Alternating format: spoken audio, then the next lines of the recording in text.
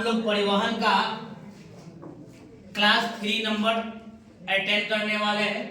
अभी तक जो भी लोग नए हैं वो हमारे चैनल को सब्सक्राइब कीजिए, लाइक कीजिए और शेयर कीजिए जितना हो सके, क्योंकि क्लास 10 के बारे में अभी हम फिर से आपको पढ़ाने जा रहे हैं। बायोलॉजी का चैप्टर नंबर 3 क्लास 10 का, जिसका टॉपिक चैप्टर का नाम है परिवहन।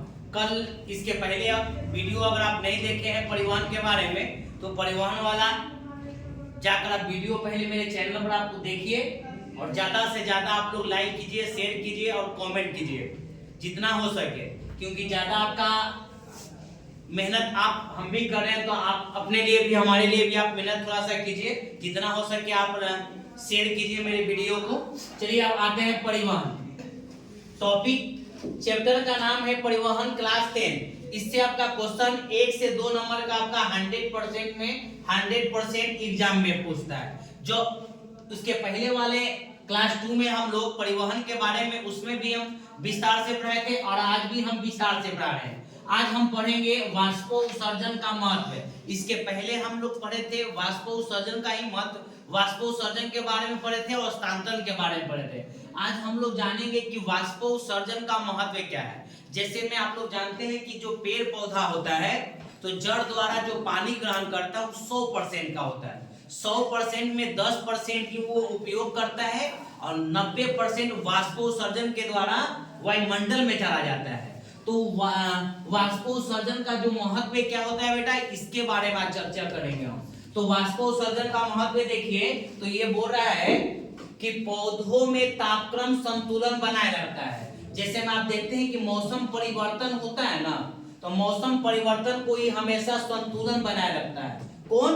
वाष्पोत्सर्जन। तो वाष्पोत्सर्जन आपको बताया है कि पत्ती के रंध्र, तो पत्तियों के जो रंध्र में छोटा छोटा जो छिद्र होता है उसको स्टोमेटा कहते हैं और उसी छिद्र द्वारा क्या होता है? वाष्पोत्सर्जन होता है जो वायुमंडल में चला जाता है। तो वाष्पोत्सर्जन का जो पहला महत्व है, पौधों में तापक्रम संतुलन बनाए रखता है। संतुलन का मतलब होता है आपका बॉडी है, अगर आप खाना नहीं खाइएगा तो जहां से तहां आप गिर जाइएगा, जहां चलिएगा वहां पर गिर जाइएगा। लेकिन आपको शरीर के अनुसार अगर आपको खाना मिले तो आपका बॉडी हमेशा संतुलन बनाए रखेगा। तो संतुलन का मतलब होता है कि अगर इस तरफ 10 केजी है तो उस तरफ भी 10 केजी होना चाहिए। तो ये आपका दोनों तरफ का संतुलन हो गया। वही बोल रहा है कि पौधों में तापक्रम संतुलन बनाए रखता है। दूसरा पॉइंट है यह खनिज को अवशोषण, खनिज जो खाने वाला होता है उसका अवशोषण एवं परिवहन में सहायता प्रदान करता है। मतलब एक जगह से दूसरे जगह में ले जाने में सहायता प्रदान करती है। अगला टॉपिक आते हैं कि पौधों में भोजन एवं अन्य पदार्थों का परिवहन। पौधों में भोजन, तो भोजन भैया पौधा बनाता है तो किसके द्वारा? प्रकाश संश्लेषण के द्वारा।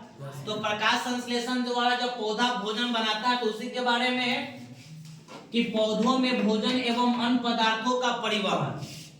प्रश्न पहला पूछेगा कि पौधों को अपने पोषण एवं विकास के लिए किसकी जरूरत होती है। अगर हम ये बोले कि अगर आप लोग को विकास की क्या जरूरत होती है, मतलब आपको विकास करना है तो विकास वो नहीं, आपके बॉडी का विकास। वो विकास नहीं होता कि आप एसपी बन गए, डीएसपी बन गए, ऊंचे पद पर चले, वो विकास नहीं बोल रहे हैं। आपके शरीर की वृद्धि के लिए किसकी जरूरत होती है? तो आप बोलते हैं कि सर हम समय से खाना खाएंगे ना तो हमको ऊर्जा प्राप्त होगा। उसी प्रकार से कि पौधों को अपने पोषण एवं विकास के लिए किसकी जरूरत होती है? तो निरंतर खाद्य पदार्थों को समय समय पर अगर उसको हम छिड़काव करेंगे, समय समय पर उसको खाद देंगे तो हमारा जो पेड़ पौधा होगा वो क्या करेगा? विकसित होगा। जैसे में आप देखिए, अभी मान के चलिए कि गेहूं का दिन है तो आपके मम्मी पापा या दादा दादी कोई भी जनरल आपके घर में कोई भी खेती कर रहे होंगे, समय से अगर पटवन नहीं करेंगे, समय से खाद नहीं देंगे तो आपके घर में जो गेहूं आने वाली थी वो नहीं आएगी, वो नहीं हो पाएगा, क्योंकि आप समय के अनुसार से उसको नहीं देखभाल किए। तो अब समय से उसको देख लीजिएगा, निरंतर जो खाद्य पदार्थ है समय से छिड़काव कीजिएगा, समय से उसको पटवन कीजिएगा और समय से उसको अगर खाद दीजिएगा तो वो पेड़ पौधा अच्छा होगा, वो अनाज अच्छा होती है। हाँ या ना? आगे चलते हैं। अगला क्वेश्चन है अधिक सांद्रता वाले भाग को क्या कहा जाता है? संभरण सिरे, और कम सांद्रता वाले भाग को क्या कहा जाता है? उपभोग सिरे। क्या कहा जाता है? उपभोग सिरे। अभी तक ये जो भी बच्चे हैं मेरे चैनल को अगर देख रहे हैं तो सब्सक्राइब नहीं किए तो सब्सक्राइब कीजिए, फॉलो कीजिए और बेल आइकन की घंटी बजाइए और लाइक कीजिए, क्योंकि जितना आप शेयर कीजिएगा वो आपके लिए भी अच्छा। हम मेहनत कर रहे हैं और आप भी अब थोड़ा सा हमारे लिए मेहनत कीजिए, इसलिए शेयर कीजिए पूरा। अपने जितना भी आपके मोबाइल में नंबर है वो सभी पर आप शेयर कीजिए, जितना से जितना हो सके आप शेयर कीजिए। आगे आते हैं, अगला क्वेश्चन है पौधों में खाद्य पदार्थों का हस्तांतरण किसके द्वारा होता है? तो पौधा में जो होता है बेटा, जो खाद्य पदार्थ है, जिसे हम खेत में खाद छींटे, तो उसका हस्तांतरण मतलब एक भाग से दूसरे भाग में किसके द्वारा होता है? फिर से ध्यान दीजिए। हमारे मान के चलो कि अभी गेहूं का दिन है, हम खाद क्या किए कि खेत को पटा दिए, पटवन कर दिए, उसमें हम क्या छींट दिए? खाद। क्या छींट दिए? तो एक भाग से दूसरे भाग में किसके द्वारा गया? कोई क्वेश्चन है कि पौधों में खाद्य पदार्थों का हस्तांतरण किसके द्वारा होता है? तो आंसर है फ्लोएम की चालनी नलिकाएं द्वारा। किसके? क्या आंसर भैया? फ्लोएम की चालनी नलिकाओं द्वारा। क्लियर है? आगे आते हैं, जंतुओं में परिवहन। जंतु मतलब आप देख रहे हैं आपके घर में गाय भैंस होगी, बकरी होगी, गधा होगा, कुत्ता होगा, बैल होगा, वो सब आपका ये सब क्या आता है? जंतुओं में आता है। ठीक है, सुनिएगा, जंतुओं में परिवहन। जंतुओं में परिवहन क्या? पहला प्रश्न क्या पूछता है कि जंतुओं में परिवहन तंत्र कितने प्रकार के होते हैं? जंतु होता है तो जंतुओं में परिवहन तंत्र कितने प्रकार का होता है और कौन कौन? तो कितने प्रकार का होता है बेटा? कितने प्रकार का? जंतुओं में परिवहन तंत्र कितने प्रकार के होते हैं? पहला का नाम है रुधिर या क्या? पहला का नाम क्या है? रुधिर। दूसरा हृदय। दूसरा क्या? हृदय। दूसरा क्या? हृदय। तीसरा नंबर है रुधिर या रक्तवाहिनियां। रुधिर या क्या भैया? रक्तवाहिनियां। रुधिर या क्या? रक्तवाहिनियां। चलिए अगला प्रश्न है, परिसंचरण तंत्र का निर्माण कैसे होता है?